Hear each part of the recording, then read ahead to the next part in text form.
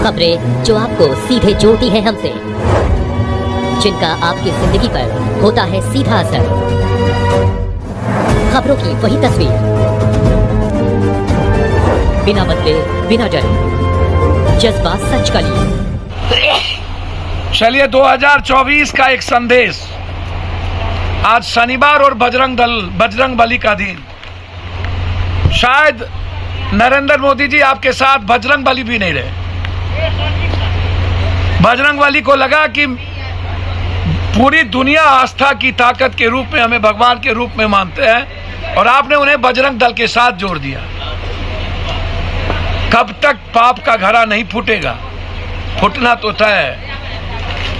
कभी कार सेवक, कभी पुलवामा, और फिर कभी केरला स्टोरी, तो फिर कश्मीर फाइल।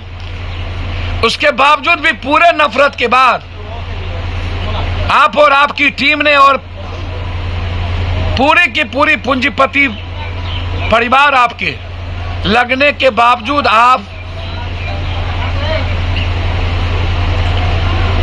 कर्नाटक को नफरत के जहर में नहीं घोल पाए। यह जीत राहुल गांधी के उस यात्रा का है जिन्होंने दिल जोड़ने 4600 किलोमीटर निकले थे।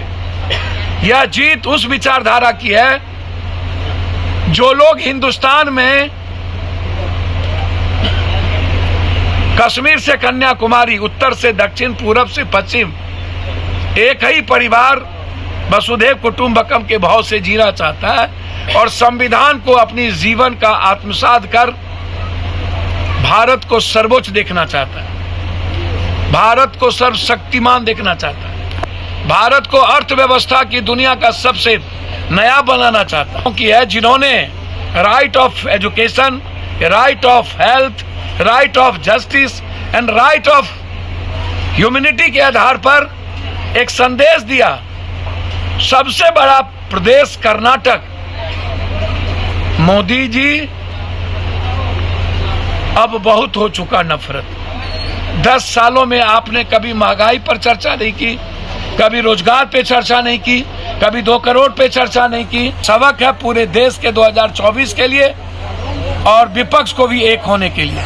मैं बधाई देता हूं उस यात्रा के लिए अथक प्रयास करने वाले राहुल गांधी को।